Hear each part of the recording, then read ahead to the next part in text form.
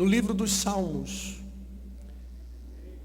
capítulo de número 46. Livro dos Salmos, capítulo 46.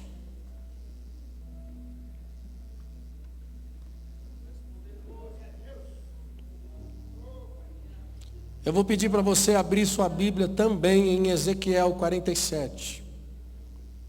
Nós vamos ler dois textos. Salmo 46 e Ezequiel 47. Se você tiver o fitilho, põe na Bíblia aí, ou se não, segura com o dedinho. Corre lá, Salmo 46 e Ezequiel 47. Quem encontrou, diga amém. Salmo 46, versículo 1 diz: Deus é o nosso refúgio e fortaleza, socorro bem presente na angústia. Portanto, não temeremos, ainda que a terra se mude, ainda que os montes se transportem para o meio dos mares, ainda que as águas rujam e se perturbem, ainda que os montes se abalem pela sua braveza. Há um rio cujas correntes alegram a cidade de Deus, o santuário das moradas do Altíssimo. Versículo 4 de novo. Há um rio cujas correntes alegram a cidade de Deus, o santuário da morada do Altíssimo. Eu quero falar um pouco desse rio hoje, amém, irmãos? Vamos lá para Ezequiel 47 agora. Versículo 1.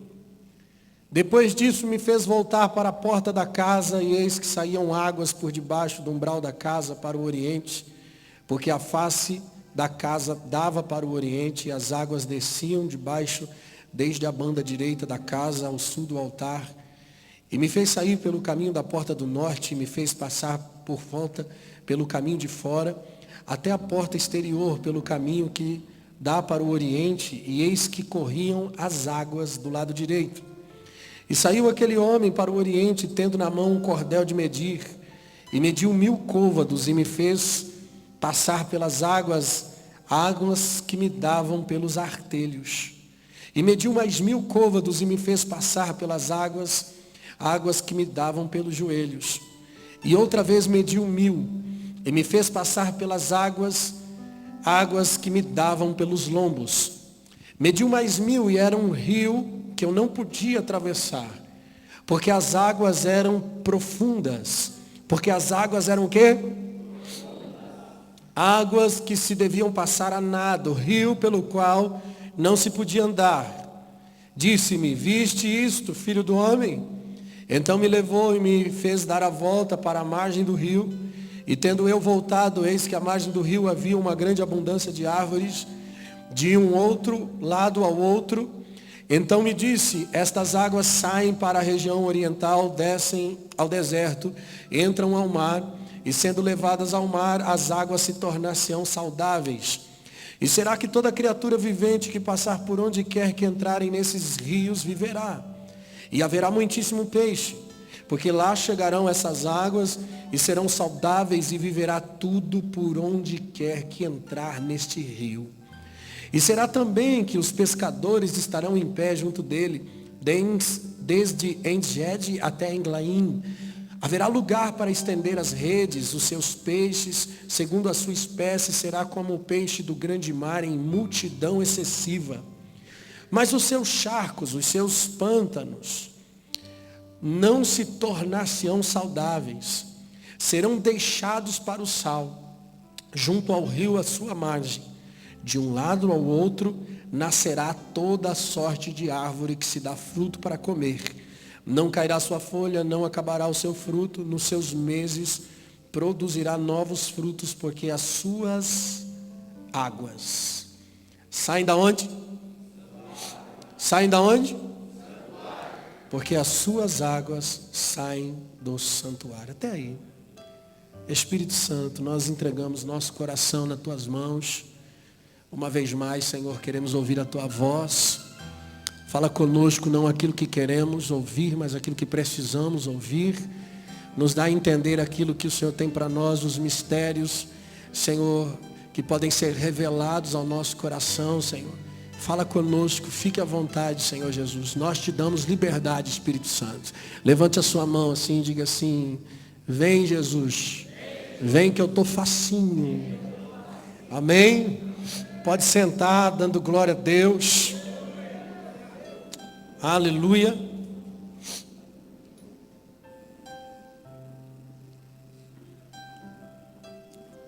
Texto muito conhecido, Ezequiel 47.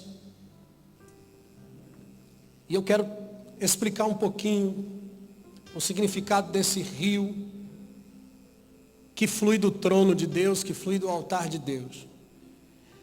Primeiro eu quis ler Salmo 46, que fala dessas correntes que alegram a cidade de Deus, o santuário da morada do Altíssimo.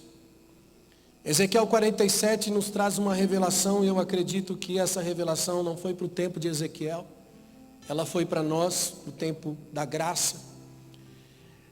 Jesus disse que se ele não fosse para a cruz, o Espírito Santo não viria. Mas se ele fosse para a cruz, o Espírito Santo viria, então poderia restaurar a humanidade. Sabemos que esse rio que sai do trono de Deus, que flui do altar de Deus, é a própria fluência do Espírito Santo. Jesus disse isso para a mulher samaritana que ele pediu água e ela rejeitou. E ele disse: se você soubesse quem eu sou, você me pediria água. E se você bebesse dessa água que eu tenho para te dar, você nunca mais teria sede. E rios de águas vivas fluiriam do seu interior. Ele estava falando do Espírito Santo, que tornar-se-ia então o fluir do trono de Deus para nós. Ele é o contato celestial que nós temos aqui. Por isso que a Bíblia diz que o Espírito do Senhor guiará o homem no caminho da verdade e da justiça. Ele convence o homem do pecado, do juízo e da justiça. O Espírito Santo é o contato do trono, do altar conosco. E existe um processo para você entrar nesse lugar em Deus.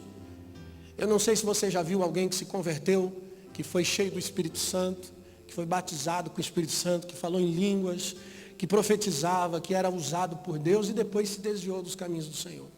Alguém conhece alguém assim? Já viu? Pessoas que estavam bem com Deus, de repente alguma coisa desandou na sua vida e ele retrocedeu. A palavra do Senhor diz: aquele que está de pé, cuidado para que não caia. Todos nós somos sujeitos ao retrocesso.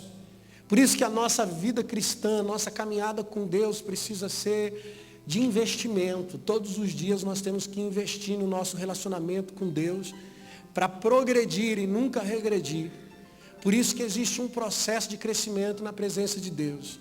E eu vi isso aqui em Ezequiel 47, porque quando o anjo do Senhor, na visão de Ezequiel, ele vai medindo 1000 côvados e chamando Ezequiel para dentro, trazendo a ideia de que a vontade de Deus era que Ezequiel entrasse para dentro do ribeiro, e ao ponto que ele vai medindo os côvados, nós percebemos que as águas vão ficando mais profundas.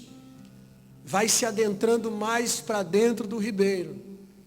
E esse é um processo que nós temos de conversão, de santificação na presença de Deus. Sabe o que eu entendo aqui? Que águas nos artelhos sinalizam para nós alguma coisa. Águas nos joelhos sinalizam para nós alguma coisa. Águas nos lombos sinalizam para nós alguma coisa. E águas profundas também sinalizam alguma coisa. Existe um processo de crescimento na nossa vida. Deus, ele não nos deu o seu espírito por medida. A Bíblia diz que a vereda do justo é como a luz da aurora, que brilha mais e amanhã brilha mais até se tornar um dia perfeito. A vontade de Deus é que aqueles que estão sendo aperfeiçoados vivam em prol da sua salvação. A Bíblia diz que nós estamos sendo salvos nesse processo de aperfeiçoamento. Ele chamou para sempre aqueles que estão sendo aperfeiçoados, que ainda estão sendo salvos no Senhor. Eu tenho que cuidar da minha salvação. E o único cuidado que eu tenho com a minha salvação é investindo a minha vida com Deus. Porque, cara, se você não cuidar de investir a sua vida com Deus, amanhã você pode perder tudo que você recebeu.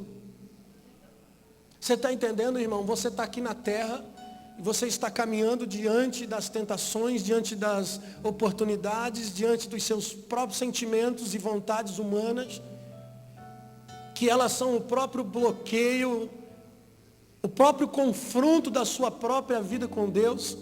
Nós temos que resistir às nossas paixões, resistir aos nossos sentimentos, resistir às nossas vontades. Ou seja, nós precisamos estar constantemente em vigilância, cuidando da nossa vida de oração, da nossa vida de comunhão com Deus, para não perder aquilo que nós recebemos do Senhor.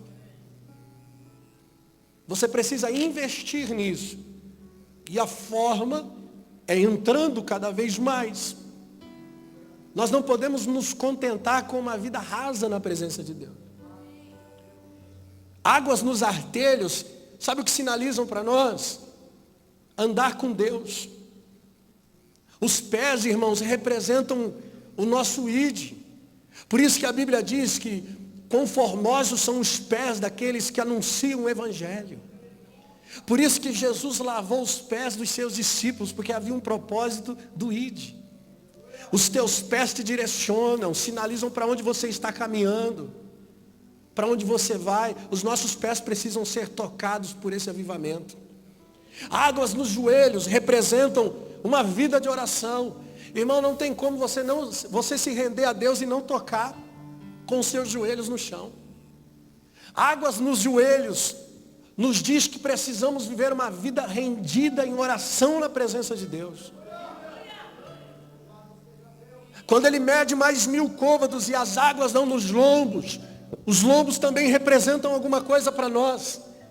A Bíblia diz na antiga aliança que para o sacerdote carregar a arca, ele tinha que carregar a arca onde? Nos ombros. Os ombros representam submissão, sujeição e temor diante do Senhor. E as águas profundas, o passar a nado, é quando nós somos levados por Ele, irmão. Quando você não toca mais o chão com os seus pés. Quando você fica na correnteza de Deus e aí você já não decide mais nada na sua vida. Você simplesmente flui na correnteza de Deus. E esse é o melhor estágio que alguém pode alcançar na sua vida espiritual. O rio é uma figura do próprio Deus. Porque ele flui, ele emana do próprio Deus, ele emana do trono, ele emana do altar. Isso representa para nós uma vida de transformação. Entrar no rio, se aprofundar no rio ao ponto de chegar nas correntezas de Deus, é chegar numa vida transformada, onde você será guiado, conduzido e dirigido pela correnteza. Muitos não querem viver, irmão, nesse lugar. Porque é um lugar onde você vai ter que renunciar toda a sua vida para viver a vontade de Deus. O nascido de Deus, diz a Bíblia, ele é como o vento, não sabe de onde vem e não sabe para onde vai. Seu destino não é decidido por ele. E a Bíblia diz, mas ouve-se o som da sua voz. Com certeza ele será uma voz nas nações. Mas o seu destino é dirigido pela correnteza, irmão. O Senhor disse uma palavra muito forte em Jeremias 2, no versículo 13. O Senhor disse o seguinte, o meu povo fez 2 maldades. A mim me deixaram, e um manancial de águas vivas. E cavaram cisternas rotas, que não podem reter águas. O meu povo fez 2 maldades. A mim me deixaram, o manancial de água viva, e cavaram cisternas rotas que não podem reter águas. Sabe o que eu vejo aqui, irmãos? Gente querendo viver uma vida religiosa falsificada.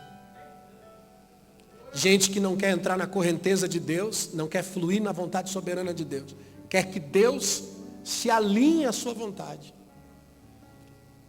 Gente que ora para tentar convencer Deus de alguma coisa. A oração não é para você convencer Deus de nada. Na verdade, na oração é Deus que consegue convencer você.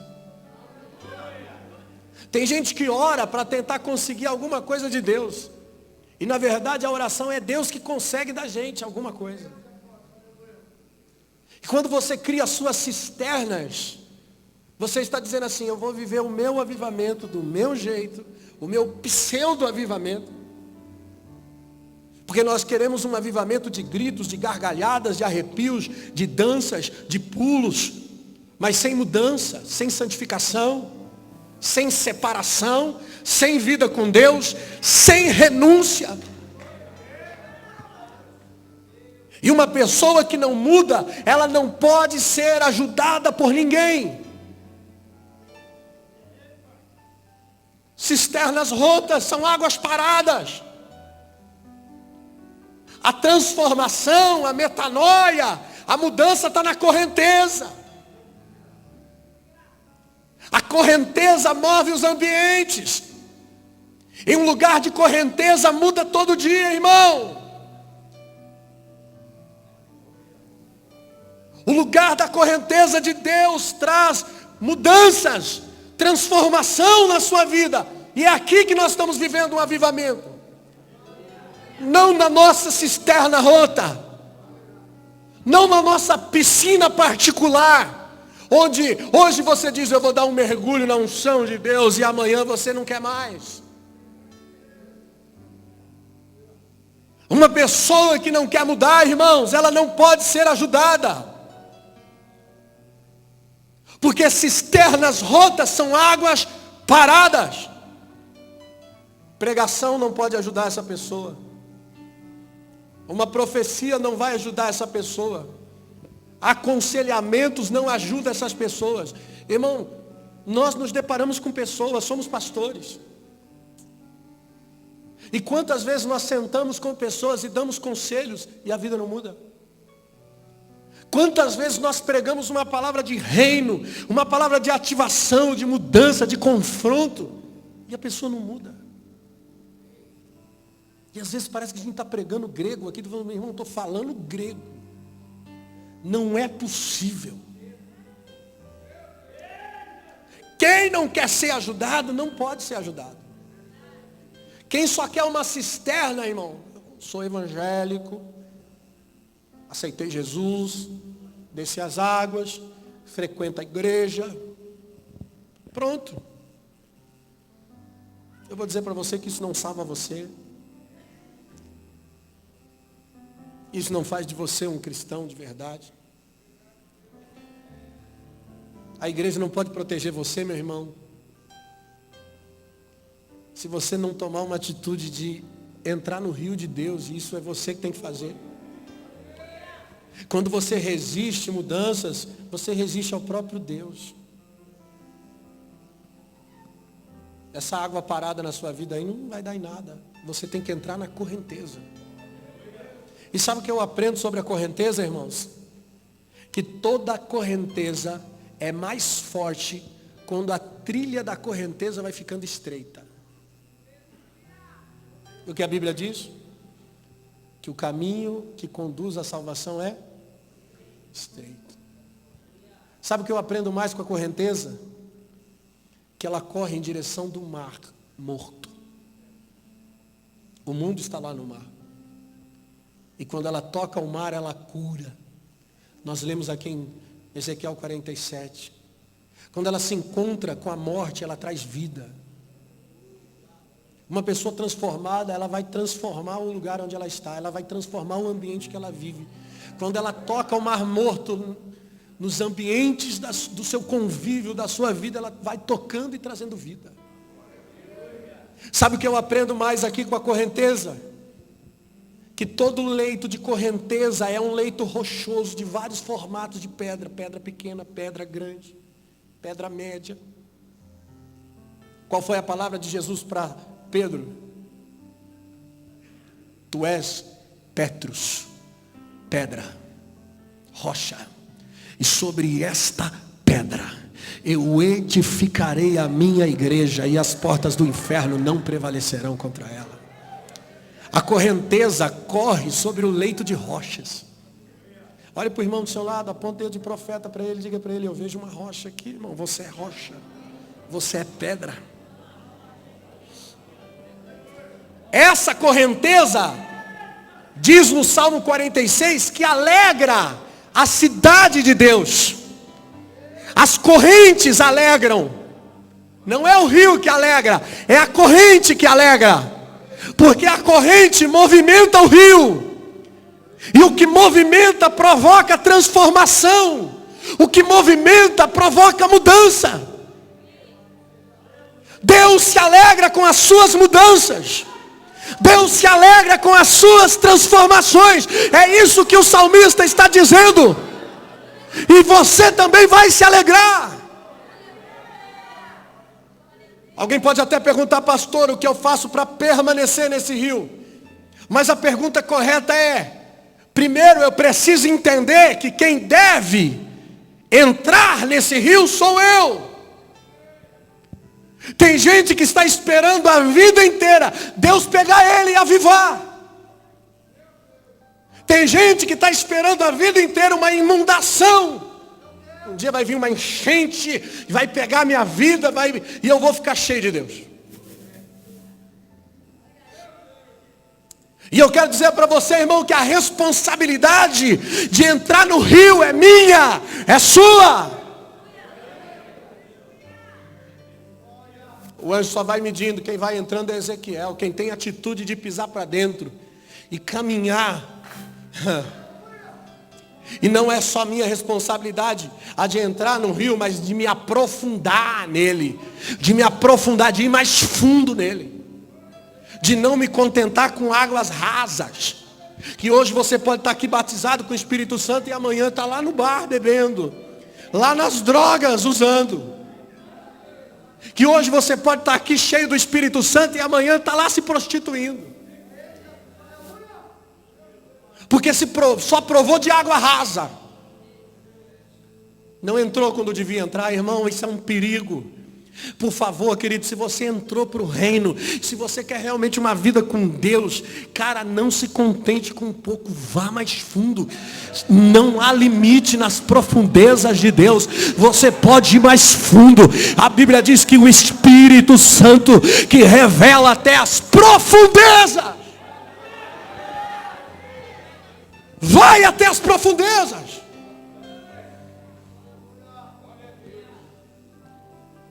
Sou eu que tenho que ir. João 7,37. Se alguém tem sede, venha e beba. Jesus está dizendo, tem sede? Então venha. João 4,14. Aquele que beber da água que eu lhe der, nunca mais terá sede. E a água que eu lhe der fará nele uma fonte que jorra para a vida eterna. Existe uma transformação progressiva na vida de quem está bebendo do rio. Nele se faz uma fonte que jorra a vida. Nele se faz uma fonte que jorra a vida.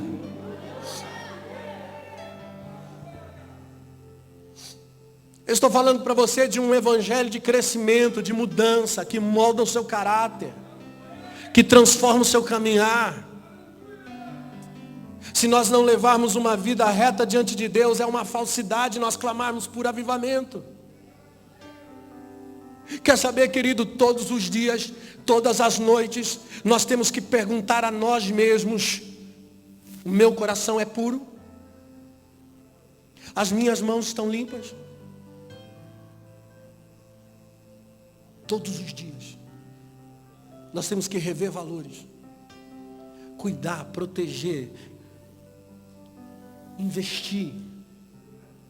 Irmão, o anjo está medindo. A ideia de Deus é que você entre e que você vá entrando no fluir da correnteza de Deus, irmãos. Quando você está lá fluindo na correnteza, porque o lugar de excelência que você pode alcançar em Deus é na correnteza. A água molha o teu pé, a água molha o teu joelho, a água molha os teus lombos, mas, irmão, o lugar de excelência é onde não dá mais pé. É onde você simplesmente flui na correnteza. Eu sugiro você entrar nesse lugar, não sei lá, pega seu caiaque, pega seu bote radical e vai nas quebradeiras de Deus, irmão. Desce o rio.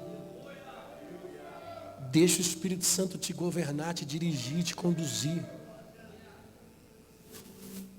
Essa deve ser a nossa busca diária. Nós não viemos aqui buscar bens materiais. Deus resolva a nossa vida pessoal. Nós viemos aqui buscar vida com Deus. Nós viemos aqui dizer, Deus, eu quero ir mais fundo com o Senhor. Eu quero ir mais profundo com Deus. E quando você está fluindo nessa correnteza, irmãos, que vem do trono de Deus, a primeira coisa que acontece na sua vida é que você se torna verdadeiro. Não tem como maquiar a sua vida, você não vive mais de maquiagem. Quando você flui no rio, você se torna, a primeira coisa que acontece, você se torna autêntico. Você se torna verdadeiro. Diferente de quando você está vivendo o pseudo-avivamento de águas paradas. Porque águas paradas traz apenas uma impressão falsa de avivamento. É o avivamento que eu criei, que talvez pode até mexer com as emoções, que pode talvez mexer com a minha alma, mas não mexe o meu caráter, não transforma a minha vida, não é contínuo. Você molha hoje, toma um banho no seu rio, na sua piscina pessoal, de cisternas rotas, e tem muita gente vivendo uma vida falsa. Gente que vem para a igreja, dá glória a Deus, tem cara de irmão, parece crente, fala em línguas. Eu vou mais longe, tem gente que tem a cara de pau de sair profetizando. Gente que usa Deus, não é gente que é usada por Deus. E quando sai lá fora, a vida dele não condiz com o que ele é. Ele não é verdadeiro, ele é verdadeiro lá fora. Sabe qual que é a sua verdade? É aquela que você está vivendo lá fora. Não adianta nada você bater na esposa, espancar os filhos, depois chegar na igreja, paixão, irmãos. Põe uma roupa de crente, uma gravata de crente. Esse cara da igreja não é real. O real é aquele lá fora. E sabe o que faz? O que provoca isso? Cisterna rota. Gente vivendo uma vida surreal. Quando chega na igreja, ele maquia a sua vida. Mas na correnteza só existe verdade. Sabe qual é a palavra de Jesus para aqueles que estão vivendo de hipocrisia, de falsidade? Mateus 15, 7. Ele diz assim, hipócritas, bem profetizou Isaías a vosso respeito, dizendo, este povo se aproxima de mim com a sua boca, me honra com os teus lábios, mas o seu coração está longe de mim. Mas em vão me adoram, ensinando doutrinas e preceitos de homens. E essa palavra em vão no grego significa vazio. Vazio. Você acha que o diabo tem medo, irmão, de gente vazia dentro da igreja? A igreja pode estar cheia, se as pessoas estiverem vazias. O diabo está feliz. Se a igreja se tornou apenas uma religião, o diabo não tem medo da religião. Na verdade, a religião é uma arma de Satanás para enganar mais alguém, para engodar mais alguém. Por isso que ele não perde tempo desafiando religião morta ou tradição morta. O diabo que promove religião morta, tradição de adoração vazia, ele nunca irá contra essas coisas. É por isso que alguém, irmão, que não está na correnteza, não será desafiado da mesma maneira que alguém que está na correnteza, que está fluindo na vontade de Deus. Se você está sendo desafiado, você está entrando em um avivamento com Deus. Quem não é ameaça não sofre os desafios. O diabo só se opõe à verdade. E se Deus tem lhe tocado de uma forma verdadeira, eu vou te dizer algo, o diabo vai desafiar isso.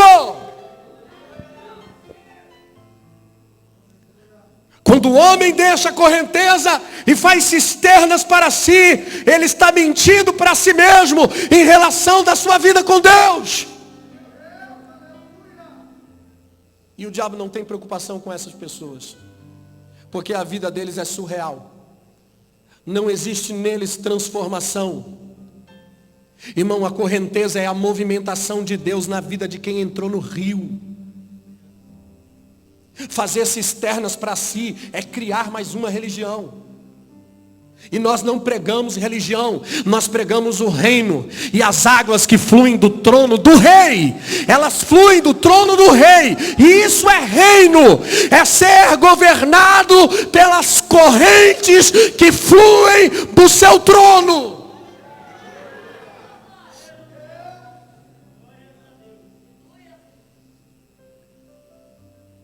As cisternas rotas é um avivamento criado por você. Eu gosto de uma frase de Calvino que ele diz o seguinte, que a mente do homem é como um depósito de idolatria e de superstição. De modo que se o homem confiar na sua própria mente, abandonará a Deus e inventará um ídolo segundo a sua própria razão. E isso tem acontecido, irmãos. Gente enganada com a sua cisterna pessoal.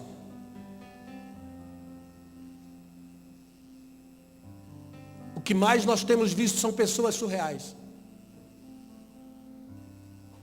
Que a sua vida na igreja não condiz com quem você é de verdade. A igreja tem que me mostrar o caminho para ser lá fora.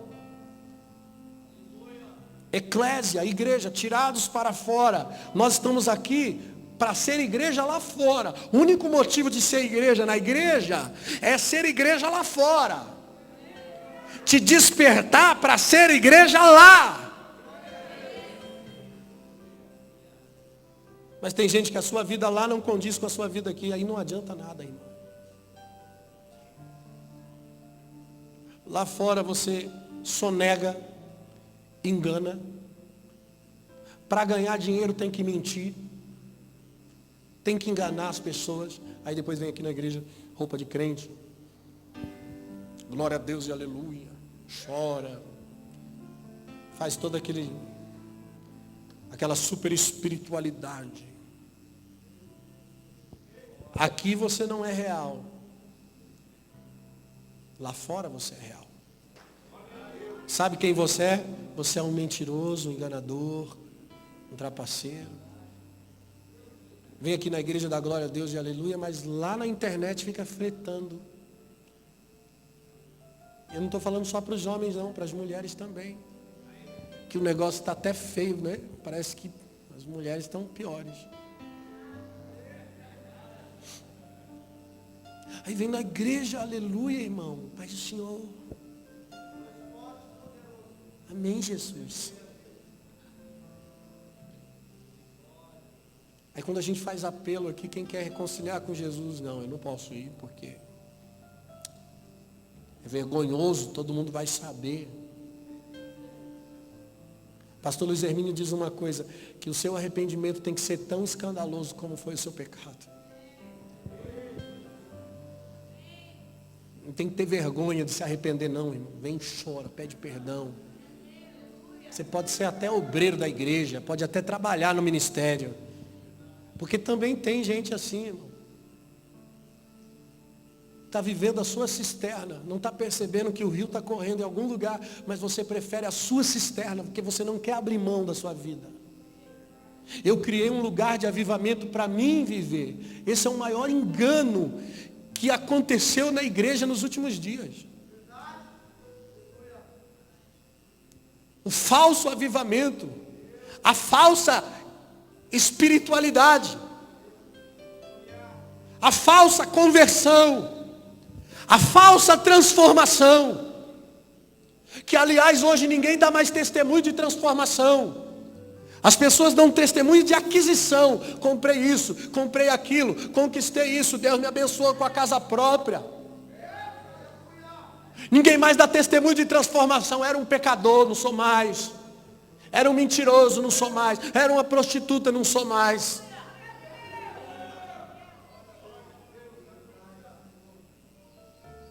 Porque não se move mais em transformação. Está cultuando na sua cisterna. Avivamento de escolhas pessoais não existem. A não ser que você escolheu não escolher mais. Seja feita a tua vontade, Senhor, assim na terra como é no céu. Não, nós não somos bons para orar essa parte. Nós somos bons para orar aquela. Pai, dai-nos o pão nosso de cada dia. Essa parte você ora bem. Essa parte você, eu acho que só faz um parênteses e fica nela, né? O pão nosso, a casa nossa, o bem nosso. Senhor, me abençoa. O emprego melhor, a casa melhor, o carro melhor. Mas quando é para orar, para perdão, não, perdoar não. Assim como nós perdoamos, não, nós não perdoamos nada não. Porque mexeu comigo, vai se ver com Jeová. Você já viu gente assim, irmão? Se levantou contra o ungido de Deus. Vai descer fogo do céu. Jesus olha para João e os discípulos e diz: de que espírito sois? Sentimento de vingança, que perdão, que nada. A igreja se tornou hedonista, egoísta, materialista, humanista. Nós precisamos voltar ao Evangelho do Senhor. A vida com Deus, querido. Nós vamos ganhar almas, vamos, mas nós vamos ganhar com o exemplo da nossa vida, com a conduta da nossa história. A melhor mensagem que você pode pregar é sem voz. A maior mensagem pregada ao mundo inteiro, de geração em geração, a mensagem dos séculos, foi pregada sem som e sem voz. Um homem, um Deus, que se fez homem, e que em silêncio, como ovelha muda ao matadouro, ele pregou. A maior mensagem de todas foi pregada em silêncio. E o mundo assistiu ele dando a sua vida. As pessoas têm que olhar para você e dizer: cara, tu é cristão, né? E você dizer: por quê? Porque você reflete Cristo. Porque você parece com Cristo. Você libera perdão, você libera compaixão, você libera amor, você libera bondade. Existe um carisma que esbanja nos seus olhos, que esbanja na sua feição, na sua maneira de viver. E é isso que prega o Evangelho, é isso que transforma a nossa geração, a nossa conduta.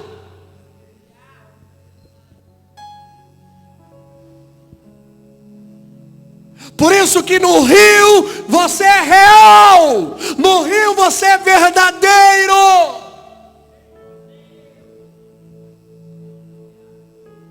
Uma pessoa disse para mim o seguinte: pastor, sabe por que eu não vou para a igreja? Eu perguntei por quê. E ele disse: por causa de fulano. Fulano que congrega na igreja. E aí, o que tem? A pessoa não muda. E aí falou todos os podres da pessoa. Está tanto tempo na igreja e não muda. Eu vou fazer o que na igreja? Se Deus não mudou ela, vai mudar eu. Quer saber de uma coisa, irmão? Tem gente que não é salva, que a sua família não é salva, que a sua parentela não é salva, e não é culpa do diabo. É sua. Porque muitas vezes nós não somos espelho, não somos modelo. Não damos o exemplo. Não somos reais. Eu quero desafiar você a olhar para dentro do seu próprio coração e se ver nessa noite.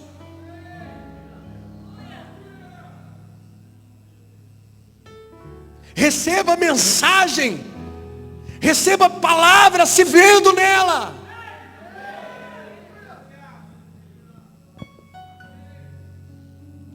Existe uma hipocrisia que nos faz ouvir a palavra, vibrar com a palavra, entendendo que ela não é para nós, não, é para o irmão da direita. Aí eu estou... É o cristão par. A mensagem vem para ele e diz... É para o outro. E é para aquele irmão que tivesse vindo hoje, não veio. Era com ele. Já viu gente que abre a Bíblia assim, fala assim, Deus me dá uma palavra, Jesus. Aí quando abre, cai lá numa exortação perigosa. Aí dá uma lida assim, cara de pau, porque tem gente que é cara de pau. Dá uma lida assim, olha lá, espada do Senhor, espada do Senhor. Mistério.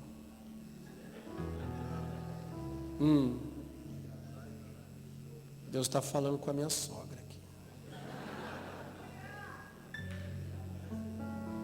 Eu vou dizer para ela que eu estive orando nessa noite, eu pedi uma palavra e Deus falou com ela. Irmão, tem gente que é cara de pau, faz isso. Cara, seja real. Se veja. Você é o mesmo cara aqui, é o mesmo cara lá fora.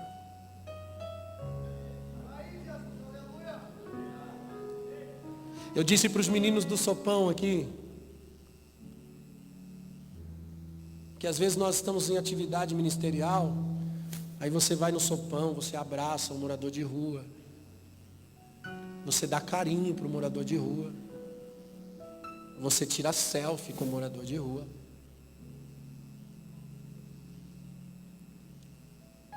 Aí na segunda-feira, você passa pelo mesmo morador de rua e nem dá bola para ele. Você passa no farol, você fecha o vidro. Cadê aquela hospitalidade, aquele carinho que você estava no dia da atividade? Você não é real. Você é real na segunda, na terça, na quarta, na quinta. Nós temos que ser os mesmos na segunda, na terça, na quarta. Ou isso não é real, irmão. É cisterna. Você está provando de ai que tremendo. Aí chora. Chega em casa. Não, foi tremendo hoje o que a gente experimentou. O poder de Deus no sopão, na rua. Na segunda-feira acabou tudo que você experimentou, porque você tem uma cisterna, irmão, um avivamento, um pseudo-avivamento. A correnteza não para, meu irmão. Quando você cai na correnteza já era. Você só flui.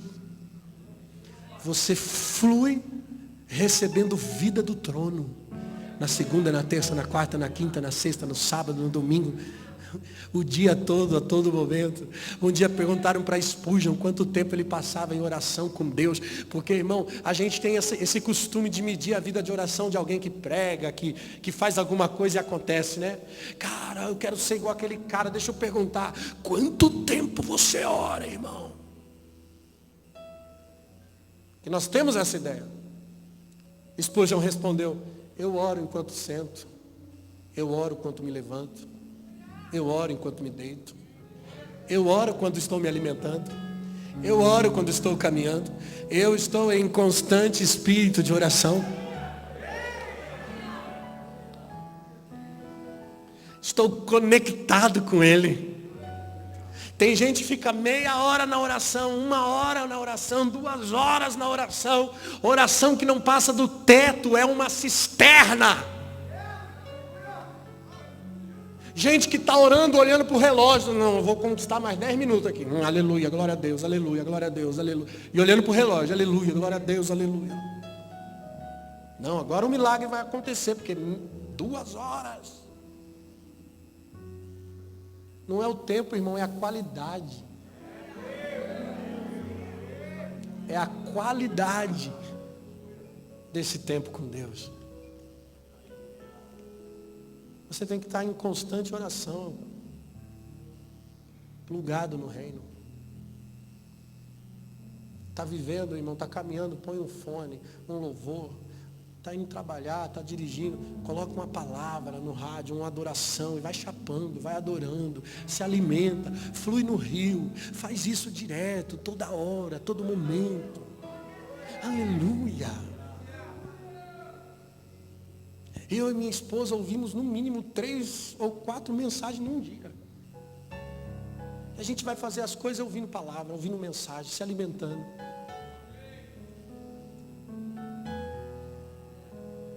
Não tem como não viver uma vida com Deus se você não fica conectado, plugado em Deus. Na minha carne não habita bem algum, querido. Eu não sou capaz sozinho. Eu vou dizer uma coisa para você. Você não é pior do que eu ou que qualquer um.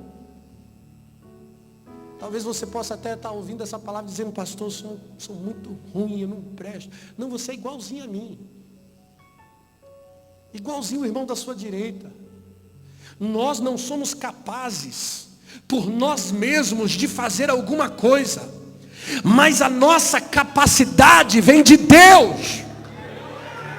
Se você está nele, ele está em você.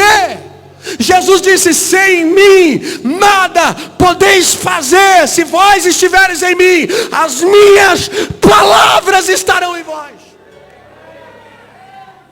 Aleluia! Por isso que a segunda coisa que acontece quando você está fluindo no rio é que você não espera somente um culto na igreja. Há um fluir contínuo do culto no Senhor. Há sempre um culto acontecendo nos céus. Agora mesmo está havendo uma adoração nos céus ao Senhor. Eu e você somos cidadãos celestiais. Se na minha pátria, e Paulo diz, a nossa pátria é o céu. Se na nossa pátria há sempre um culto em andamento, ao redor do trono de Deus, o culto não termina aqui, querido.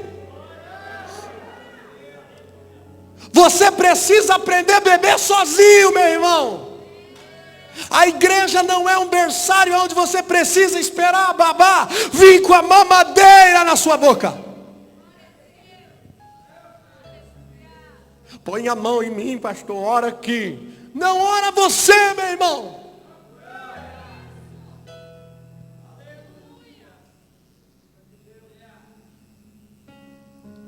Venha você, não mande um intermediário. Não, vou lá naquela igreja porque aquele homem de Deus. Não, eu creio nele. Você tem que crer em Jesus. Porque a mão de Deus. Você não precisa de intermediários. Jesus já fez esse trabalho de intermediar. Agora, através do Espírito, você pode beber. E se você bebe desse rio, o rio começa a fluir na sua vida e vai tocar outras pessoas. João 7,37, se alguém tem sede, venha a mim e beba. Quem crê em mim, como diz as Escrituras, disse Jesus, rios de águas vivas fluirão no seu interior. Deus faz em você e depois através de você. Se você está cheio, você vai encher os outros. Se você foi tocado, você vai tocar os outros. Isso é avivamento. Pessoas encharcadas do rio de Deus, encharcando outras pessoas. Se uma pessoa encharcada, molhada, te abraçar, o que acontece? Você fica molhado.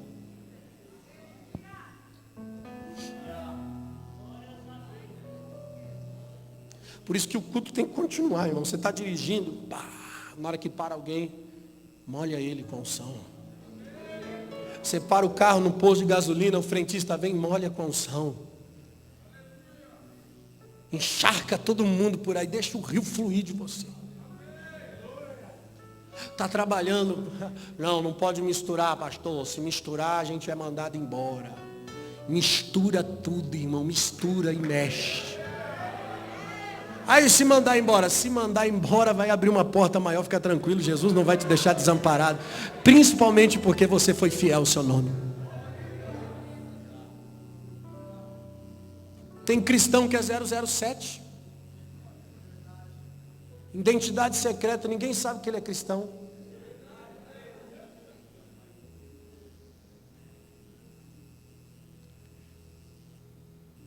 Terceira coisa que acontece quando você está no rio, irmão. A presença de Deus é permanente. Você sente a força da correnteza, ela nunca para. Ela nunca para. O Senhor nunca vai embora. O Senhor nunca nos despede. Nós que achamos que já atingimos o nosso limite, nós saímos. Não Deus. Você não tem que sair do rio, irmão, para ir para o seu trabalho, para ir passear, para ir no cinema, para viver a sua vida lá fora. Você não tem que sair do rio. Provérbios 8:34 diz que bem-aventurado o homem que me dá ouvidos, velando as minhas portas a cada dia, esperando as ombreiras das minhas entradas, porque o que achará a vida e alcançará o favor de Deus. Olha aqui. Bem-aventurado o homem que me dá ouvidos, velando as minhas portas todos os dias. E o significado de velar aqui no dicionário é manter-se acordado, não dormir, ficar em pé diante de alguém ou de algo. Então eu posso traduzir o Provérbios 34 dizendo: bem-aventurado o que se mantém acordado em pé à porta do Senhor, diante do Senhor nas suas entradas, porque este achará vida. Gente que não vai dormir, gente que fica velando, se mantém acordado, despertado. É nossa responsabilidade se render diariamente. Viver uma vida de oração. Posso te fazer uma pergunta? Responda para você mesmo. A oração tem sido a sua direção ou ela tem sido o seu pneu reserva? Porque tem gente que só ora quando a coisa ruim acontece. É ruim quando fura o pneu, não é, não é? Você tem que parar o carro, tem que abrir o porta-mala, tirar as bagunças, tirar o pneu que está sujo, sujar a mão, levantar o carro com macaco, coisa terrível. E aquele negócio apertado que tem que soltar, depois apertar, guardar de novo. Quando acontece, você já fica logo chateado. Você diz: ih, que droga. Mas tem que fazer e não tem jeito. Tem gente que a oração é a mesma coisa. Só ora porque tem que fazer agora. Agora, se eu não orar, eu tenho que orar. Deus, porque minha vida está um desastre, está uma desgraça. Eu preciso voltar para Jesus agora.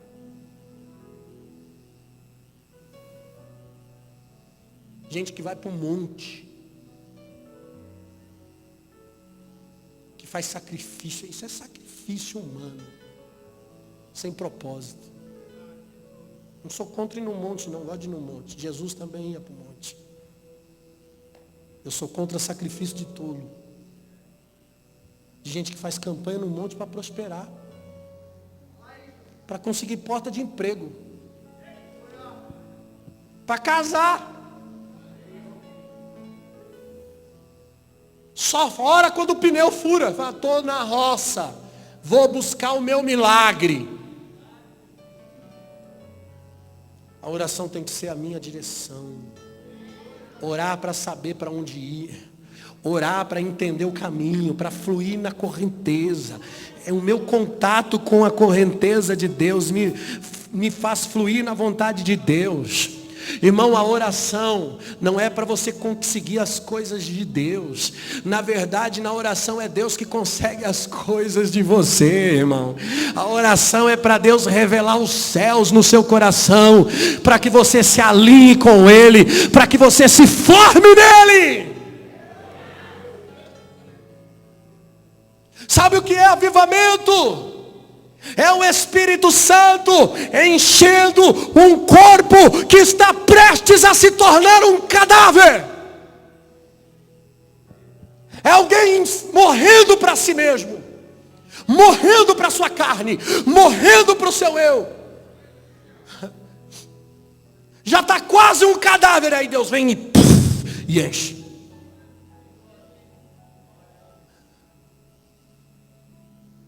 Nas correntezas,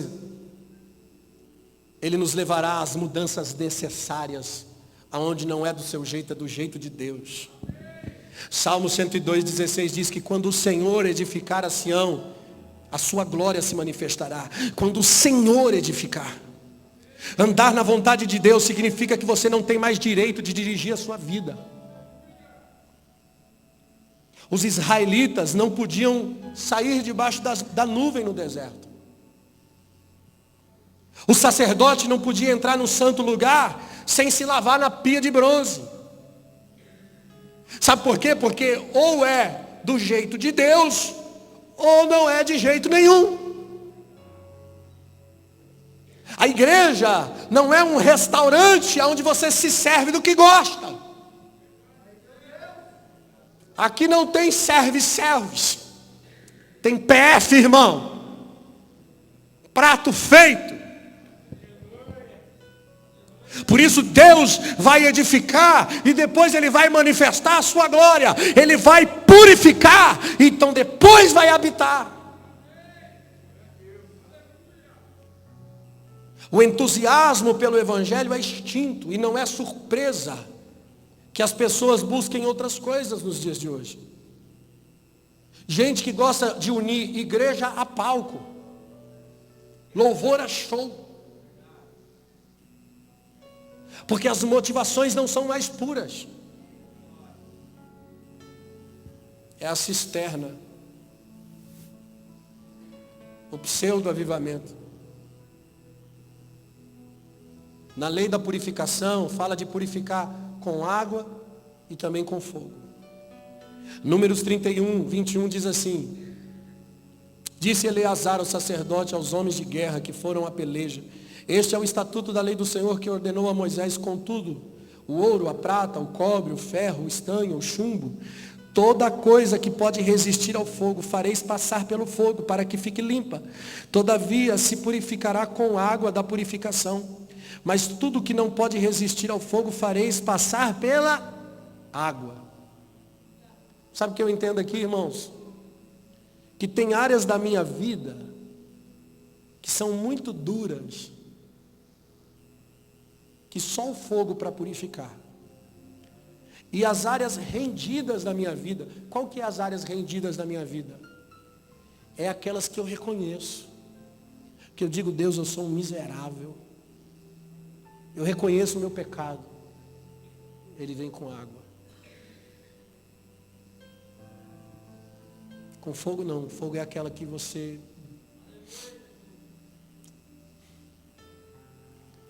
aquela que o seu pecado está oculto e você não responde, não corresponde. E se Deus expõe o seu pecado para todo mundo ver, posso dizer uma coisa? É porque Ele te ama. E porque Ele ainda quer te salvar. Então Ele pega o seu pecado oculto, escondido, a área dura da sua vida, e Ele vem com fogo assim, irmão. E o fogo tem poder de amolecer o chumbo, o ferro, o ouro, o que é duro. E se você não se arrepende por orgulho, depois que você é exposto, não tem mais orgulho. Aí você tem que se render de um jeito ou de outro. Aí se rende, Ele vem com água. as águas purificadoras. Mas certamente eu serei purificado pela palavra do seu poder. Agora olha interessante o que Paulo fala aqui em 1 Coríntios 3,13. Ele diz assim: a obra de cada um se manifestará na verdade e um dia a declarará. Porque pelo fogo será descoberta e o fogo provará qual seja a obra de cada um. Se a obra que alguém edificou nessa parte permanecer, esse receberá o galardão. Se a obra de alguém se queimar, sofrerá o detrimento, mas o tal será salvo, todavia, como pelo fogo. Não sabeis que sois o templo do Deus vivente, que o Espírito de Deus habita em vós? Versículo 15, ele está falando salvo pelo fogo. A obra se queimou porque estava errada. A obra se queimou porque não estava de acordo com o querer de Deus, não estava alinhado com o padrão de Deus. E Deus é tão misericordioso que Ele vem e queima. Ele vem e derrete o que está duro na sua vida para salvar você. Porque você é mais importante do que o que você faz. Nós somos o templo do Espírito Santo. E talvez as suas obras precisam se queimar para que você seja salvo. Para que o templo seja salvo. Vós sois o templo. Você é mais importante para Deus do que o que você faz para Ele. E um exemplo disso na Bíblia é Elias. Elias é um super-herói para muita gente. Eu sei que ele é um marco no Antigo Testamento, talvez depois de Moisés. A pessoa mais importante no Antigo Testamento. Mas uma coisa a gente precisa reconhecer na vida de Elias. Ele jogou a toalha. Elias afrouxou, Elias desistiu na obra que ele estava executando, no plano direcional de Deus para ele nesse mundo. 1 Reis 19, você vê Elias pedindo a morte, dizendo: Deus, já basta, não quero mais. Ele vai para o deserto, você já conhece a história. O anjo vem, traz pão, traz alimento, diz: vai para o monte. E aí quando ele vai para o monte, ele entra na caverna de Deus: não quero mais, mataram seus profetas, eu não aguento mais, não dá. Aí Deus diz o seguinte para ele, versículo 15 de 1 Reis 19. O Senhor disse: vai, volta pelo caminho do deserto de Damasco. Quando chegar lá, unge Azael, rei sobre a Síria, também Jeú, filho de Nis, e ungirás como rei de Israel, e também Eliseu, filho de Safate, Abel Meolá, como profeta em teu lugar. A ordem de Deus era ungir primeiro Azael, depois Jeú e depois Eliseu. O que Elias fez? Ele não ungiu Azael, rei da Síria, e nem ungiu Jeú, rei de Israel. Ele foi direto no Eliseu, para ser profeta no seu lugar. Quem teve que ungir Azael e Jeú depois foi Eliseu. Porque, em outras palavras, não quero mais. Não dá, eu só ungi Eliseu porque tinha que fazer. Ele desistiu, ele jogou a toalha, ele parou, ele não foi um exemplo de um obreiro que terminou o que Deus mandou.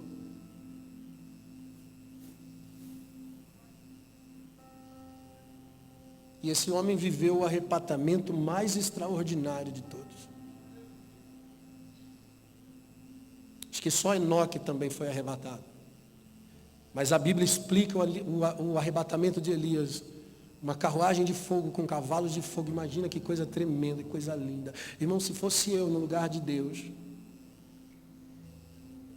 você vai subir de jegue. Vai subir de escada. Já pensou chegar no terceiro céu de escada?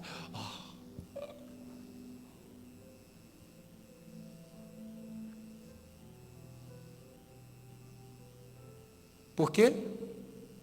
Que Deus elevou Elias com tanta glória e excelência. Tudo bem que Elias tinha crédito, né? Ele fez muita coisa boa. Mas não terminou, irmão. A gente tem muito aquela mentalidade de fazer, eu tenho que fazer para Deus. Mas na verdade, no coração de Deus, o ser é mais importante do que o fazer. E sabe o que o Senhor falou no meu coração? Elias era. Ser é mais importante do que o fazer. E se Elias era, irmão, se você tiver que largar o que você está fazendo para ser transformado em quem você deve ser, isso é mais importante para Deus. Se você não terminar a carreira como o apóstolo Paulo, combater o fim do combate, para ser o que você precisa ser, o fazer tem que ser consequência do ser. A gente não tem que fazer sem ser, querido. E quando você entende o que é ser, você entende o que realmente Deus preza, o que Deus gosta. As águas e o fogo são sinônimos de purificação. Hoje eu li Isaías 43 de forma diferente, quando diz: quando passares pelas águas eu estarei contigo, quando passares pelos rios eles não te submergirão, quando passares pelo fogo ele não te queimará, não arderá em ti. Sabe por quê? Porque é um processo de transformação, não de destruição. Quem passou pela purificação vai revelar um modelo de vida diferente, um modelo de vida. Eu já estou encerrando. Olha o que diz Isaías 33. Versículo 14. Os pecadores de Sião se assombraram, um tremor surpreendeu os hipócritas. Quem dentre nós habitará com o fogo consumidor? Quem dentre nós habitará com as labaredas eternas? Quem pode suportar o fogo? O que anda em justiça, o que fala com retidão, o que rejeita o ganho da opressão. Perceba que é um modelo de vida, irmão. O que sacode das suas mãos todo presente, o que tapa os seus ouvidos para não ouvir falar de derramamento de sangue, o que fecha os olhos para não ver o mal. Ele habitará nas alturas, as fortalezas das rochas serão o seu alto refúgio. O seu pão lhe será dado, a sua água lhe serão certas. Os teus olhos verão o rei na sua formosura e verão a terra que está distante.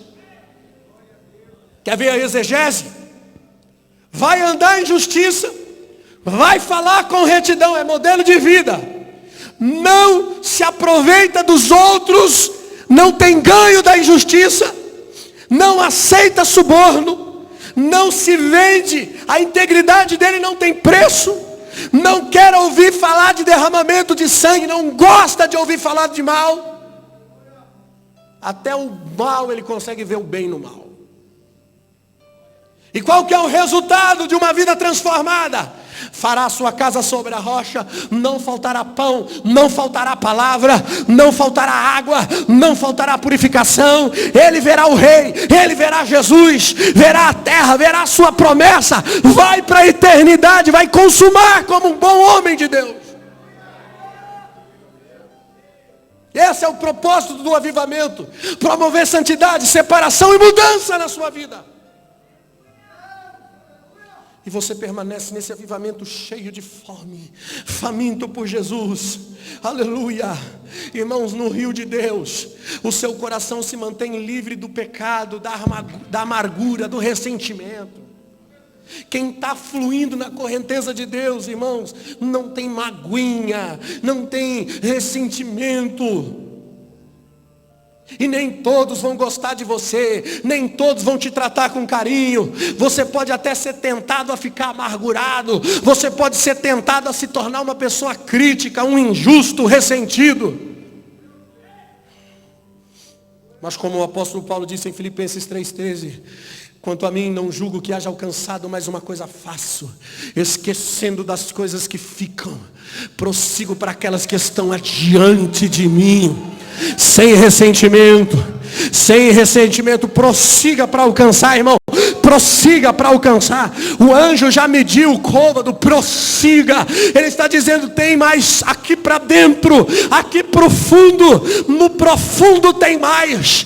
Prossiga para alcançar esse lugar em Deus. Você não tem mais tempo para amarguras, para frustrações, para feridas, para magoinhas. Você não tem mais tempo para isso. Vá para a correnteza, deixa o rio te guiar. Não se esqueça, Deus está no meio dela. Deus está no meio dela e não será abalada. O evangelho não é uma historinha velha contada e recontada, meu irmão. Não, é uma correnteza contínua fluindo do trono de Deus. É uma correnteza que continua fluindo hoje e continuará fluindo amanhã. Por isso que os discípulos em Lucas 11 disseram, Senhor, nos ensina a orar. Não era pregar, não era louvar, não era, irmão, não era fazer com qualquer outra coisa, era orar. Eles queriam aprender a orar. Porque você não descobre o que Deus tem para você fazendo algo, você descobre orando. A única coisa que toca pessoas lá fora é oração, é vida com Deus.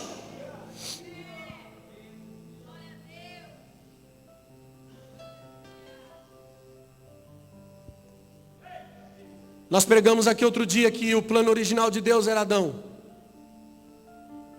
E o plano adicional foi Jesus. Jesus veio para nos trazer de volta para o plano de Adão. Porque a proposta de Deus quando criou Adão e o colocou no jardim do Éden era para que ele vivesse uma vida de adoração. E a palavra Éden significa prazer em intimidade. Deus colocou o homem lá no Éden. Deus estabeleceu um padrão dizendo e sinalizando para mim e para você qual que é a sua vontade para nós. Uma vida de intimidade e prazer com Ele. E Deus ia todos os dias no Éden se relacionar com o homem. Esse era o lugar que Deus tinha preparado para ter prazer. E desse lugar, Gênesis 2, versículo 10, diz que fluía um rio com 4 braços. Olha que interessante. Depois você lê lá Gênesis 10 até o 15. Gênesis 2, 10. Fala do rio Pison, do rio Guion, do rio Tigre e do rio Eufrates. No jardim do Éden tinha um rio que fluía com 4 braços. O padrão de adoração e de intimidade com Deus envolve o rio. E cada nome desses rios tem um significado. Pison significa aumento de crescimento. Ou seja, uma vida de crescimento. Gion significa romper na luz, rompimento na sua vida. Tigre significa acelerado, rápido, veloz. E Eufrates significa frutificação. Uma vida com Deus vai trazer para você crescimento, rompimento, velocidade. Irmão, é tremenda a velocidade de transformação de alguém que está vivendo nesse ambiente. Eu conheço gente que se converteu ontem e está muito mais avançado numa vida de transformação com Deus do que quem tá, alguns que estão há 10, 20 anos no Evangelho. É rápido. E frutificação. O resultado. Você vai olhar a margem assim, toda sorte de árvore que dá fruto. O mundo vai colher desses frutos. As pessoas vão se alimentar daquilo que você está recebendo de Deus. Se isso não acontecer, irmão, isso é só religião. Não tinha obra missionária no Éden, sabia? Era apenas o lugar do prazer. Nós que transformamos a obra de Deus num dever e deixamos de ter prazer. Então nós usamos o dever de Deus, mas não o prazer de Deus. E se você encontrar o lugar do prazer, o dever será uma coisa natural na sua vida. Você não vai entrar em atuação no sábado do sopão e na segunda-feira ser outro cara. Você vai ser o mesmo do sábado, na segunda, na terça, na quarta, na quinta. Por quê? Porque você está vivendo num ambiente de prazer e não de dever. As suas palavras serão frutos do que você faz lá no Éden, no lugar de intimidade com Deus. Por isso que para Deus não interessa o quanto você ora ou lê a Bíblia ou jejua. Para Deus o que interessa é o quanto você o deseja, o quanto você o quer. Existe anseio por Ele. Não procure em coisas ou em pessoas o que você só pode encontrar em Deus, cara. O anjo que cuidava lá do jardim do Éden, para o homem não voltar mais, ele foi recolhido 4.000 anos depois, quando o véu do templo foi rasgado. Não precisa mais de nenhum anjo para cuidar do Éden, porque agora eu e você podemos voltar lá nesse lugar de intimidade. Nós podemos voltar para o plano original de Deus, que é viver uma vida de intimidade, de relacionamento. E essa vida com Deus me transforma, eu me torno um obreiro nato. Eu me torno um verdadeiro obreiro. Cara, eu não preciso de unção de óleo. Eu não preciso de cargo, eu não preciso de microfone. Eu não preciso de posição na igreja. Eu não preciso de cargo nenhum. Eu preciso de um encargo, não de um cargo. Eu preciso entender a minha vida, entender a minha função. E você entende quando você simplesmente está fluindo com Deus. Quando você está fluindo com Deus, irmãos, o seu lugar de evangelização, cara, é qualquer lugar. Você está em qualquer lugar, esse lugar se torna o seu púlpito.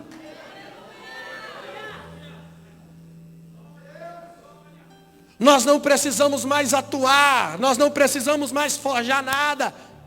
Quando nós estamos fluindo em Deus, simplesmente você vai aonde Deus quer, aonde Ele está delineando a sua vida, e você vai fluindo, vai fluindo.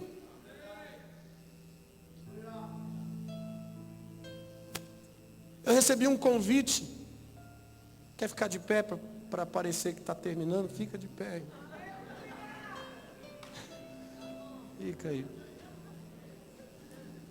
Já vai aquecendo o joelhinho aí. Eu recebi um convite para ministrar numa igreja lá em Ilhéus, na Bahia. Um evento que tinha ingresso. E eu refleti um pouco sobre isso, talvez eu pensei até em não ir. E eu falei com a minha esposa que eu vou aceitar o convite, mas eu não vou aceitar a oferta. Porque nós pregamos contra isso. Cultos com ingresso. Igreja que se tornou um evento. Ah, mas tem que pagar o artista, tem que... Então para de fazer com artista. Faz com crente. Não é verdade?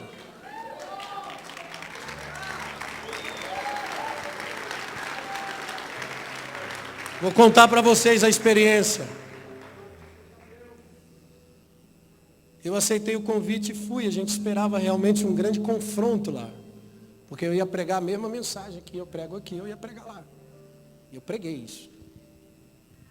E aí quando nós chegamos lá, nos levaram para um hotel maravilhoso. Irmão, como é bom, né? Você está um dia está na favela, no beco, na viela, e no outro dia Jesus leva você lá para um resort. E aí eu fiquei num resort, com piscina, praia. Meu Deus, que praia bonita de Ilhéus. E aí nós ficamos ali hospedados, de repente, próximo do culto, eu fui na sexta-feira, eu ia ministrar só no sábado, desmarquei uma agenda da sexta, porque a pastora lá comprou a minha passagem para sexta, e eu tinha agenda, até desmarquei um compromisso aqui com um amigo, falei, não, tudo bem, resolvi, fui. Eu ia ouvir o pregador da sexta. O cara que pregaria na sexta-feira é um pregador muito famoso, no meio pentecostal. Pregador dos Gideões. Não vou falar o nome dele, lógico. Que dá vontade, dá, né? Mas não vou falar. E o cara não foi. Quando chegou a hora do evento, assim, a pastora desesperada, eles muito aflitos, muito nervoso, porque o pregador furou e ela tinha depositado o dinheiro na conta deles, porque ele cobrou, a única forma dele vir é depositar antes. E ela depositou metade do dinheiro antes, R$ 1.500, e tinha cobrado R$ 3.000 para ir lá. E ele não foi embolsando o dinheiro dela.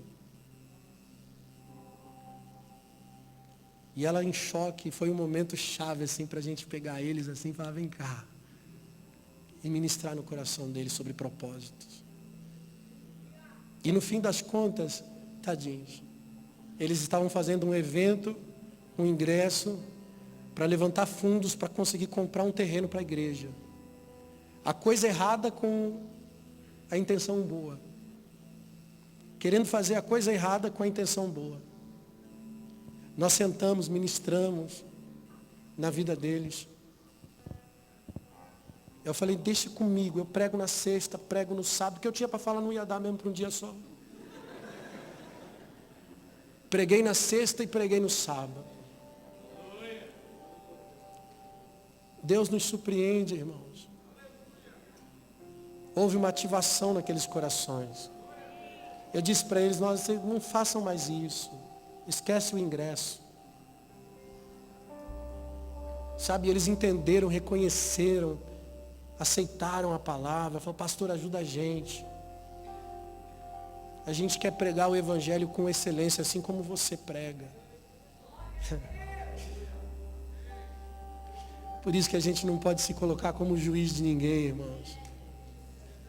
Tem muita gente boa que está só na ignorância e precisa de ajuda.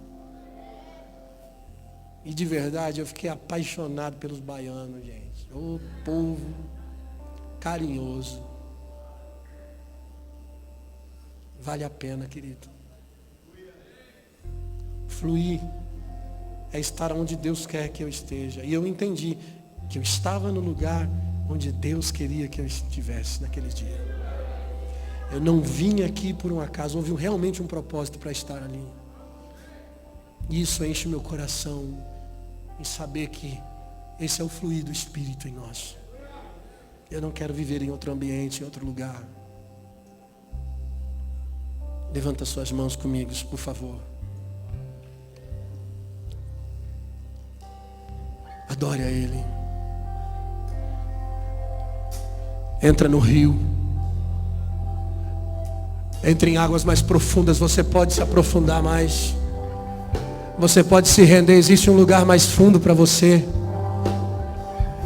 Existe um lugar mais fundo para mim. Eu sei que tem. Oh, meu Deus. Cada vez que eu ouço testemunhos de pessoas dizendo, pastor, eu fui abençoado pela pregação, pela mensagem. Deus mudou a minha vida no rádio, no YouTube. As mensagens têm mudado a minha vida. Cada vez que eu ouço testemunhos como esse, eu sinto um peso de responsabilidade. Eu digo, Deus, eu preciso te buscar mais. Eu preciso de mais e mais e mais. Eu não tenho que só ter a palavra, eu tenho que ter o encargo. O fluir da tua unção, o fluir do teu rio em mim. Eu não quero cisternas rotas na minha vida. Chega, meu irmão, a pior coisa que tem para um pregador é ele pregar e não estar vivendo aquilo que ele está pregando. Ele sai do altar mais pesado do que um dia subiu. Vai gerando morte, morte, morte, morte. Nós precisamos entrar num lugar de vida. E esse lugar é as correntes. As correntes de Deus. As correntezas de Deus. Elas alegram a cidade de Deus. Mova-se nesse lugar. Entregue-se nesse lugar. Ah, Jesus. Alamantori calamando rogialas. Meu Deus, meu Abba, tira de nós todo o desejo, todo o sentimento de fazer, para nós sermos, nos tornarmos o que nós devemos nos tornar, a própria essência da palavra em nós, a tua vida em nós, o teu sentimento em nós, o teu coração em nós. Oh, meu Deus! É uma aliança, é um pacto, é um compromisso, Senhor. Nós somos como noiva, queremos chegar ao lugar ao lugar de intimidade, Senhor, real. E seja uma verdade, Senhor, em nossas vidas. Nós não queremos mais vestir a roupa de crente. Nós não queremos mais vestir a capa de crente. Nós não queremos ser super espirituais. Nós queremos ser humanos. Nós queremos ser reais, ser verdadeiros. Que as nossas fraquezas tomem um lugar de transformação no teu rio. Que as nossas limitações tomem um lugar de transformação no teu rio. Mova-se sobre nós. Mova-se sobre nós nessa noite. Vem, Abba. Vem, Abba. Ei! Abba,